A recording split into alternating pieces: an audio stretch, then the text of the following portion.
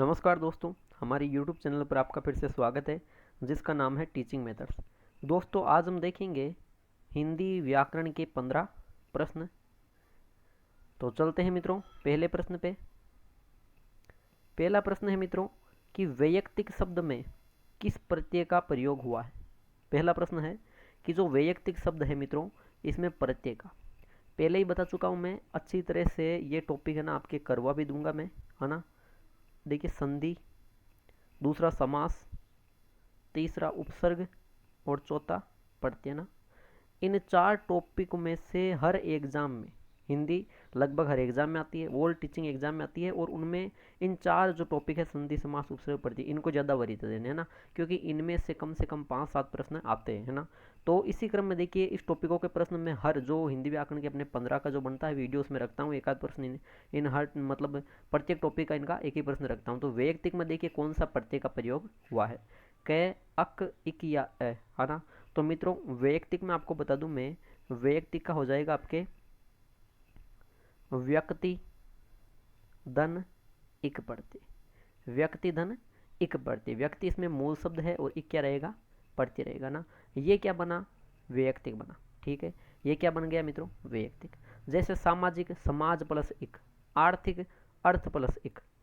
इसी प्रकार देखिए मित्रों, ये जैसे कार्मिक शब्द है ना, कार्मिक शब्द का क्या हो जाएगा, कर्म प्लस इक। क्या हो जाएगा, कर्म प्लस इक, ये कार्मिक का ना। आर्थिक, सामाजिक, वैयक्तिक, है ना। तो मित्रों, प्रश्न संख्या 1 में विकल्प नंबर 3 सही उत्तर है। आगे चलते हैं मित्रों प्रश्न संख्या 2 में। प्रश्न संख्या 2 देखिए मित्रों, ईर्ष्या की बड़ी बेटी का नाम निंदा है, वाक्य में स्त्रीलिंग शब्द है। देखिए, मैंने जैसे आपको पहले बता दिया कि जो डीएसएसबी की बात करूं या रीट वालों के, है ना, रीट की तो अच्छी तैयारी हो ही चुकी है लगभग। तो डीएसएसबी की बात करूं अगर मैं, तो मित्रों देखिए, इसमें मैंने कहा कि धीरे धीरे मैं करवा रहा हूँ। अब देखिए, मैंने साइकोलॉजी सीडीपी तो शुरू कर दी, ठीक है, टॉपिक वाइज, है ना। और अगर क्विज आप देखना चाहते हो 15 प्रश्नों की, 30 प्रश्नों की, जो प्लेलिस्ट में जाकर आप देख सकते हो, ठीक है। ये पुराने टाइम से चल रही है, ठीक है। इसके अलावा हिंदी जो ग्रामर की मैंने कहा कि इसकी मतलब 15-15 प्रश्न क्विज है ना, वो तो चल रही है क्वेश्चन सीरीज। लेकिन अब हिंदी ग्रामर को टॉपिक वाइज पढ़ेंगे, ठीक है। लेकिन देखिए, हिंदी ग्रामर को अगर टॉपिक वाइज नहीं पढ़े तो भी कोई बात नहीं, कि 15 प्रश्न देख लेना, ठीक है। ये 15 प्रश्न हिंदी के प्रत्येक टॉपिक में से लिए गए प्रश्न, मोस्ट प्रश्न है, ठीक है। तो देखिए, यहाँ क्या रखा मित्रों की ईर्ष्या की बड़ी बेटी का नाम निंदा है, वाक्य में स्त्रीलिंग शब्द कौन सा है, ठीक है।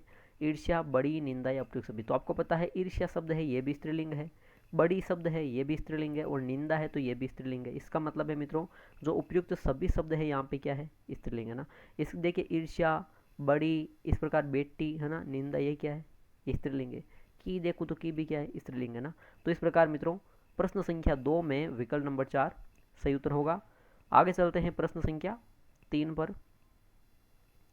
प्रश्न संख्या 3 देखिए मित्रों, हम पद व्याकरणिक दृष्टि से है। अच्छा प्रश्न है मित्रों, है ना। ये प्रश्न सीटेट में पूछा गया था एक बार वर्ल्ड एग्जाम में। हम शब्द, ये हम शब्द या पद है, वो व्याकरणिक दृष्टि से है। व्याकरणिक दृष्टि से क्या है, ऑप्शन पे गौर कीजिए। पुरुषवाचक सर्वनाम पुल्लिंग एकवचन, पुरुषवाचक सर्वनाम पुल्लिंग बहुवचन, निजवाचक सर्वनाम पुल्लिंग बहुवचन, और चौथा विकल्प है निजवाचक सर्वनाम स्त्रीलिंग एकवचन। तो देखिए, हम शब्द है, हम में देखिए सबसे पहले सर्वनाम पूछा है। तो 3 प्रकार के पुरुषवाचक में 3 प्रकार के सर्वनाम है, उत्तम पुरुषवाचक, मध्यम पुरुषवाचक और अन्य पुरुषवाचक, ठीक है। तो उत्तम की बात करूँ तो वो वक्ता के लिए प्रयुक्त होता है, यानी कि बोलने वालों के लिए। तो मैं, हम, मेरा, मैंने, मुझे, है ना, ये सब उत्तम पुरुषवाचक के उदाहरण है। यानी पुरुषवाचक है ये तो निश्चय, ठीक है। तो यहाँ पे निजवाचक वाले दोनों विकल्प हट जाएंगे, ठीक है। यहाँ से हट गए तो इसका मतलब, अब भले ही ये हो पुल्लिंग बहुवचन हो या स्त्रीलिंग एकवचन, इनका कोई मतलब नहीं, क्योंकि ये क्या हो गए, विकल्प हट गए। तीसरा भी हट गया और चौथा भी हट गया, ठीक है। अब विकल्प बचे हमारे पास 2 विकल्प, ठीक है। पुरुषवाचक सर्वनाम है, पुल्लिंग है, पुल्लिंग है बिल्कुल। देखिए, क्यों स्त्रीलिंग क्यों नहीं है, तो देखिए, हम में स्त्रीलिंग भी होगा, हम में स्त्रीलिंग भी हो सकता है। ये मतलब जैसे लड़कियों के लिए प्रयुक्त हो सकता है ना, और लड़कों के लिए, दोनों के लिए। लेकिन यहाँ पे देखिए, दो तो हट गए, निजवाचक है ही नहीं, तो ये तीसरा चौथा विकल्प हट गया। अब पहले दूसरे में कहीं पे स्त्रीलिंग नजर नहीं आ रहा, इसका मतलब पुल्लिंग है। यानी पुरुषवाचक तो है, ये भी है, ये भी है, पुल्लिंग है, ये भी ठीक है। अब वचन की दृष्टि से कौन सा हो जाएगा, वचन हम में एक वचन है या बहुवचन। तो मित्रों, हम में बहुवचन है, ने की एक वचन है ना। मैं शब्द का बहुवचन हम हो जाएगा, और मैं शब्द है वो भी क्या है, मैं शब्द मतलब एक व्यक्ति के लिए प्रयुक्त होता है, लेकिन है क्या, वो भी बहुवचन शब्द है। और हम की बात करूँ तो यहाँ पे बहुवचन आएगा। इसका मतलब क्या है मित्रों, इसका मतलब पुरुषवाचक सर्वनाम पुल्लिंग बहुवचन, यानी कि जो विकल्प नंबर 2 है मित्रों वो सही उत्तर हो जाता है प्रश्न संख्या 3 में। आगे चलते हैं मित्रों प्रश्न संख्या 4 पर। प्रश्न संख्या 4 देखिए, प्रवासी शब्द का सही अर्थ है। प्रवासी शब्द का सही अर्थ है, अच्छा प्रश्न है ना। अपने देश में रहने वाला, अपने देश में रहने वाले को कहते हैं मित्रों स्वदेशी। क्या कहते हैं मित्रों, स्वदेशी। कहीं भी स्थायी वास न करने वाला, कहीं भी स्थायी वास न करता है, यानी कि वो जो घुमंतु रहता है, यायावर या घुमंतु कहते हैं उसको, यायावर या घुमंतु कहते हैं उसको मित्रों, ठीक है। परदेश में रहने वाला बिल्कुल सही है, परदेश में रहने वाले को ही कहते हैं प्रवासी, यानी कि उपयुक्त सभी विकल्प नहीं होएगा मित्रों। तो इस प्रकार आपके विकल्प नंबर 3 सही हो जाता है मित्रों प्रश्न संख्या 4 में। चलते हैं आगे प्रश्न संख्या 5 पर। प्रश्न संख्या 5 देखिए मित्रों, निम्न शब्दों में सभी भाववाचक संज्ञा के उदाहरण हैं। देखिए सभी भाववाचक संज्ञा के उदाहरण पूछे हैं ना। तो देखिए आग्नेय, आग्नेय क्या है मित्रों, देखिए आग्नेय एक जो दिशा विशेष का नाम है, इसका मतलब आग्नेय में व्यक्तिवाचक हो जाएगा, तो ये हट जाएगा। देव शब्द जातिवाचक है, उसी से भाववाचक बना है देवत्व या देवता, यहाँ भाववाचक ठीक है। और यौवन, युवक शब्द जातिवाचक है, उसी से भाववाचक बना है यौवन, ये भी ठीक है। लेकिन ये पहला आग्नेय गलत है, इसका मतलब ये विकल्प हट गया। शिष्य, शिष्य जातिवाचक है। बाकी बंधुत्व है, बंधु शब्द से बंधुत्व भाववाचक बनाना, चोर से चोरी भाववाचक बनाना, यानी कि ये नहीं है, ये दोनों तो भाववाचक, इसका मतलब ये विकल्प हट जाता है, क्योंकि सभी पूछे यहाँ पे है ना, सभी। ब्राह्मण, तो ब्राह्मण और भीड़, तो देखिए मित्रों ब्राह्मण, ये जो ब्राह्मण शब्द है ये क्या है, ये जातिवाचक है, इसी से भाववाचक बना ब्राह्मणत्व, और भीड़ भी जातिवाचक है, तो ये दोनों नहीं है, इसका मतलब ये भी विकल्प हट गया ना। वीर शब्द जातिवाचक है, उसी से बना है वीरता। स्त्री शब्द जातिवाचक है, उसी से बना स्त्रीत्व, भाववाचक बन गया। और प्रभु से प्रभुता बन गया, यानी कि ये विकल्प सही हो जाता है ना, क्योंकि ये तीनों ही भाववाचक संज्ञा के उदाहरण हो जाते हैं। तो इस प्रकार मित्रों प्रश्न संख्या 5 में विकल्प नंबर 4 सही उत्तर होगा। आगे चलते हैं मित्रों प्रश्न संख्या 6 पर। प्रश्न संख्या 6 देखिए मित्रों, कांता शब्द स्त्रीलिंग है, इसका पुल्लिंग शब्द क्या होगा। ये जो शब्द है कांता, ये स्त्रीलिंग है, और इसका पुल्लिंग शब्द क्या होगा। ये मित्रों वेरी इंपॉर्टेंट क्वेश्चन है, और ऐसे ही प्रश्न एग्जाम में आने वाले हैं, ठीक है। देखिए कांत, कांतार, कंत या कोई नहीं, कोई नहीं को हटा दो, ठीक है। कंत भी कोई शब्द नहीं है, कंत भी नहीं होगा। अब बचे विकल्प 2, कांत या कांतार। देखिए सबसे पहले इसका अर्थ भी जान लीजिए, कांता का अर्थ क्या होता है, इसका वैसे शाब्दिक अर्थ देखें मित्रों तो वो होता है सुंदर स्त्री। क्या होता है, सुंदर स्त्री होता है, ठीक है। अब सुंदर स्त्री तो मतलब इसका पुल्लिंग, स्त्रीलिंग में ये हो गया सुंदर स्त्री, पुल्लिंग में क्या होगा, सुंदर आदमी, तो मतलब हो जाएगा मित्रों कांत। कांत का मतलब होता है वैसे सुंदर, ठीक है। तो ये इसका क्या हो जाएगा, पुल्लिंग हो जाएगा। जबकि कांतार का मतलब होता है वन, जंगल, आनन, है ना, अरण्य, कानन, वन, जंगल, कांतार, है ना, ये शब्द जंगल के पर्यायवाची है। तो इस प्रकार मित्रों यहाँ पे आपके प्रश्न संख्या 6 में विकल्प नंबर 1 सही उत्तर है। आगे चलते हैं प्रश्न संख्या 7 पर। प्रश्न संख्या 7 देखिए, साहस शब्द का विलोम है। अच्छा प्रश्न है, वेरी इंपॉर्टेंट क्वेश्चन है मित्रों। साहस शब्द का विलोम क्या होगा। देखिए साहस का हिम्मत, ये तो इसका पर्याय हो जाएगा। वीरता, ये भी इसका पर्यायवाची, ये दोनों क्या है मित्रों, ये इसके पर्यायवाची हो जाएगा। वीरता, साहस, हिम्मत, है ना, ये पर्याय है, इसलिए ये हट गया, ठीक है। हमें पूछा है विलोम कौन सा, इसका उल्टा कौन सा। देखिए डरना, तो डरना साहस का थोड़ी होगा। हाँ होगा, साहस का डरना हो सकता है, विलोम हो सकता है, लेकिन डरना का क्या होगा, डरना का हिम्मत हो सकता है, ठीक है। लेकिन देखिए साहस शब्द जो है इसका सही विलोम क्या होगा, इसका सही विलोम होगा भीति। भीति का अर्थ वैसे डरना होता है, भीति यानी डर, है ना, भीति यानी डर या भय, भीत, ठीक है। तो ये इसका क्या सही उपयुक्त दृष्टि से यही विलोम होगा, यानी विकल्प नंबर 3 सही है प्रश्न संख्या 7 में। चलते हैं प्रश्न संख्या 8 पर। एक और वेरी इंपॉर्टेंट क्वेश्चन है मित्रों, ये पर्यायवाची शब्द के रट लीजिए, ठीक है। यतीम शब्द किसका पर्याय है। यहाँ एक प्रश्न नहीं बना, 4 प्रश्न बनाएंगे, देखिए कैसे। यतीम शब्द किसका पर्याय है, इनाम, अनाथ, एकांत, आभारी। देखिए इनाम के देखूँ मैं, है ना, इनाम के पर्याय देख लेते पहले। इनाम के हो जाएंगे पुरस्कार, है ना। इसके अलावा हो जाएगा जैसे इसका हो जाएगा मित्रों उपहार, ठीक है, पुरस्कार, उपहार। इसके अलावा हो जाएगा जैसे पारितोषिक, है ना, और एक बख्शीश भी कह सकते हैं इनाम को, ठीक है, उर्दू भाषा का शब्द है बख्शीश, पारितोषिक, उपहार, पुरस्कार, है ना, पारितोषिक, ये इनाम के हैं। अनाथ की बात करूं तो बिल्कुल सही है, अनाथ का ही क्या है मित्रों, ये पर्यायवाची है यतीम। अनाथ का क्या हो जाएंगे, जैसे कि निराश्रित, बेसहारा, दीन, नाथहीन, ये यतीम, है ना, यतिम, ये इसके पर्याय हो जाएंगे, ये इसका सही उत्तर हो जाएगा। एकांत की बात करूं तो एकांत की हो जाएगा जैसे निर्जन, ठीक है। इसके अलावा आ जाएगा सूना, सुनसान, है ना। इसके अलावा जाएगा जन शून्य, जन शून्य है ना, शून्य जन हो, वहाँ पे कोई लोग नहीं है, एकांत ना। आभारी की बात करूँ तो हो जाएगा उपकृत, कृतज्ञ, ऋणी, कृतार्थ, है ना, अनुग्रहिता, ये आभारी के हो जाएंगे। तो यहाँ पे देखिए कितने प्रश्न अच्छे, है ना, 1 से 4 प्रश्न बना लिए हमने। तो प्रश्न संख्या 8 यतिम का पर्याय हो जाएगा मित्रों, विकल्प नंबर 2 सही है, अनाथ। आगे चलते हैं मित्रों प्रश्न संख्या 9 पर। वेरी इंपॉर्टेंट प्रश्न है ना। समास, दीर्घ बाहु शब्द में कौन सा समास है मित्रों? अव्यय भाव, अव्यय भाव में पहला पद क्या होता है? अव्यय होता है, दूसरा पद संज्ञा या कुछ भी हो सकता है, यहाँ पे नहीं है ऐसा। और दीर्घ बाहु में 2 शब्द है। दीर्घ बाहु में क्या शब्द है? एक है दीर्घ, दूसरा है बाहु, ठीक है। द्विगु शब्द में पहला संख्यावाचक है, यहाँ संख्यावाचक भी नहीं, दूसरा संज्ञा होता है ना। कर्मधारीय, कर्मधारीय हो सकता है, लेकिन देखिए जब इसका विग्रह करेंगे तो हो जाएगा दीर्घ है बाहु जिसकी, दीर्घ है बाहु जिसकी अर्थात भगवान विष्णु, अर्थात भगवान विष्णु। यानी कि पहला पद दीर्घ हो गया, दूसरा बाहु हो गया और तीसरा विष्णु हो गया, यानी कि 3 अर्थ निकले। 2 पद, है ना, 2 शब्द इसमें प्रधान नहीं होकर जब तीसरा पद प्रधान होता है तो वो बहुब्रीहि समास कहलाता है मित्रों। तो इस प्रकार आपके प्रश्न संख्या 9 में विकल्प नंबर 3 सही उत्तर होगा। आगे चलते हैं प्रश्न संख्या 10 पर। प्रश्न संख्या 10 देखिए, रत्नेश शब्द में कौन सी संधि है? रत्नेश शब्द, अच्छा प्रश्न है, संधि कौन सी है ना? यण संधि, गुण संधि, अयादि संधि या व्यंजन संधि? ये प्रश्न भी सीटेट में आ चुका है।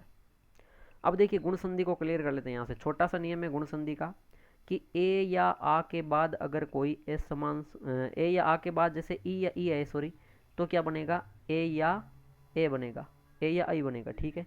और अगर ए या आ के बाद उ या उ आए तो मित्रों ओ या औ बनेगा। यही है, यही है ना।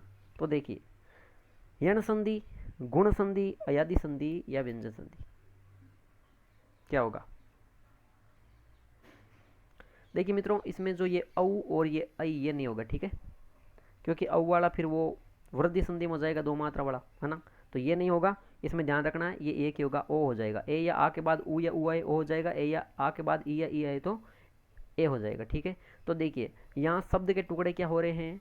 एक तो हो रहा है रतन प्लस ईस, यानी इसमें ए है, इसमें बड़ी ई है, ए और ई ए बन गए रत्नेश। इसका मतलब यहाँ पे गुण संधि हो जाएगी मित्रों। तो आपके विकल्प नंबर 2 सही हो जाता है प्रश्न संख्या 10 में। आगे चलते हैं मित्रों प्रश्न संख्या 11वें पर। एक और पर्यायवाची शब्द से प्रश्न है, प्रसून शब्द का पर्यायवाची नहीं है, ये भी सीटेट में पूछा गया प्रश्न है मित्रों। लेवल 2 का है सीटेट में पहले, है ना, ओल्ड एग्जाम में। देखिए कुसुम, पुहुम, उत्पन्न या सुमन, तो प्रसून शब्द का कौन सा पर्यायवाची नहीं है, ये नहीं ध्यान में रखना है मित्रों, यहीं पे ज़्यादा गलती करते हैं, कौन सा सही है कौन सा सही नहीं है ना। तो देखिए प्रसून का कुसुम, पुहुप, सुमन, पुष्प, फूल, ये क्या है? ये इसके पर्यायवाची है, ठीक है, लेकिन उत्पन्न इसका पर्यायवाची नहीं हो जाएगा मित्रों। तो इस प्रकार आपके विकल्प नंबर 3 सही हो जाता है प्रश्न संख्या 11वें में उत्तर। आगे चलते हैं प्रश्न संख्या 12वें में। देखिए सभी टॉपिकों से एक एक प्रश्न लिए गए ना। खटाई में पढ़ना मुहावरे का सही अर्थ है, मुहावरे लोकोक्तियां भी आएंगे, तो खटाई में पढ़ना इस मुहावरे का सही अर्थ क्या है? नष्ट हो जाना, काम में रुकावट आना, अनुभव न होना या मृत्यु के समीप होना? मृत्यु के समीप होना, इसका मुहावरा बताऊँ आपको, इसका मुहावरा हो जाएगा कब्र में पैर लटकना, ठीक है, ये नहीं होगा इसका। अनुभव न होना, कच्ची गोलियां खेलना, बाल सफ़ेद न होना, ये हो जाएंगे। खटाई में पड़ने का हो जाएगा दोस्तों काम में रुकावट आना, है ना। काम में रुकावट आना ये मुहावरा, इसका मतलब खटाई में पड़ना इस मुहावरे का सही अर्थ हो जाएगा काम में रुकावट आना, और नष्ट हो जाना इसका नहीं होता है। तो इस प्रकार मित्रों विकल्प नंबर 2 सही हो जाता है प्रश्न संख्या 12वें में। आगे चलते हैं प्रश्न संख्या 13 में।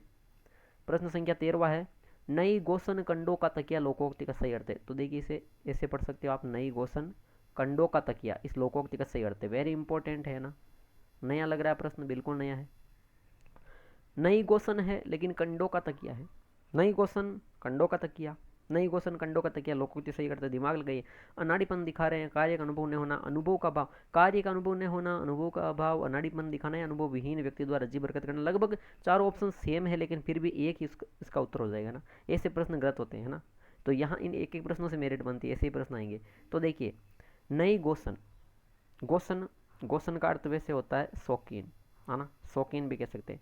यानी कि जो नया बंदा है, नया शौक रखता है ना, वो तकिया किसका लगा रहा है? कंडों का। कंडे जानते हो? उपले, है ना, जीवाश्म उपले जानते हो ना, उपले या कंडे, तो उसका तकिया लगा रहा है ना, नया शौकीन है, कंडों का तकिया लगा रहा है। इसका मतलब विकल्प नंबर 1, 2, 3 नहीं होंगे, यहाँ विकल्प नंबर 4 होगा। अनुभवहीन व्यक्ति है, यानी नया गोसन है, नया अनुभवहीन व्यक्ति है, और कंडों का तकिया लगा रहा है ना, यानी अजीब हरकत कर रहा है। अनुभवहीन व्यक्ति द्वारा अजीब हरकत करना इस लोकोक्ति का सही अर्थ हो जाता है मित्रों। तो विकल्प नंबर 4 सही हो जाता है प्रश्न संख्या 13 में। आगे चलते हैं मित्रों प्रश्न संख्या 14 पर। देखिए, क्रिया से प्रश्न है, टॉपिक क्रिया। मैं अभी सोकर उठा हूँ, सोकर कौन सी क्रिया है मित्रों?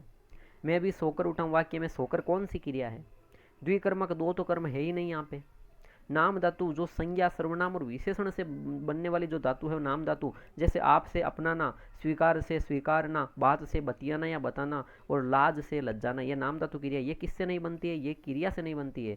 ऐसी धातु जो संज्ञा सर्वनाम विशेषण से बनती है वो नाम धातु क्रिया कहलाती है। अब विकल्प 2 बचे, पूर्वकालिक या प्रेरणार्थ। प्रेरणार्थ क्रिया खुद ने कर किसी दूसरे से कार्य करवाए। जैसे मैंने रमा से पत्र लिखवाया, मैंने राम से यह कार्य करवाया, मैंने सीता से गृह कार्य करवाया।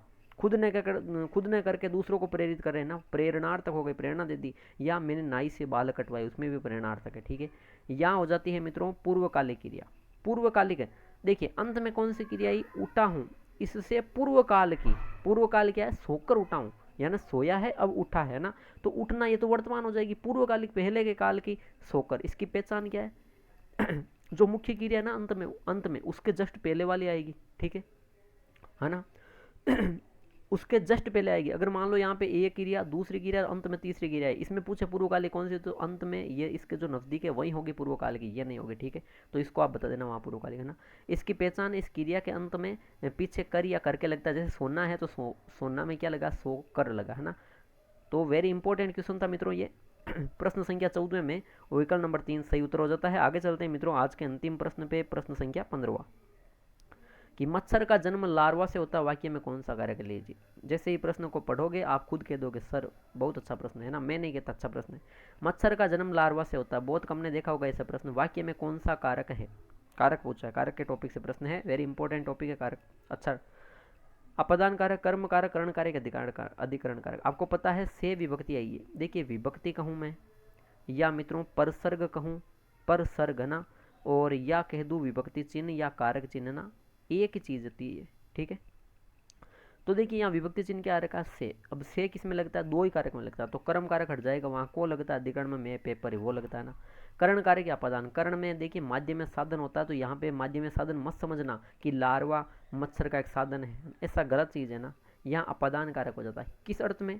कि मच्छर का जन्म लार्वा से होता है, यानी कि एक तो जैसे पृथक होने के अर्थ में, जैसे वह गांव से शहर गया तो वहाँ पृथक हो गया, उस जगह से छोड़कर ना। पेड़ से पत्ता गिरता है तो उस जगह को छोड़कर वो अलग हो गया, पृथक अर्थ में अपादान कारक आता है मित्रों। इसके अलावा मच्छर का जन्म लार्वा से होता है, एक होता है उत्पन्न होने के अर्थ में, जैसे गंगा हिमालय से निकलती उत्पन्न हो रही है ना, उसी प्रकार मच्छर उत्पन्न होता है किससे? लार्वा से, तो यहाँ अपादान कारक है, सही उत्तर हो जाता है। तो इस प्रकार मित्रों प्रश्न संख्या 15 में विकल्प नंबर 1 सही उत्तर हो जाएगा। तो मित्रों ये थे आज के 15 प्रश्न। कमेंट बॉक्स में ज़रूर कमेंट कीजिए कि 15 में से आपके कितने प्रश्न सही हो रहे हैं। आशा करता हूँ कि वीडियो अच्छा लगा तो बिल्कुल लाइक कीजिए, कमेंट कीजिए, वीडियो को ज़्यादा से ज़्यादा शेयर कीजिए और हमारी यूट्यूब चैनल को सब्सक्राइब कीजिए। ठीक है दोस्तों, मिलते हैं अगले वीडियो में। धन्यवाद।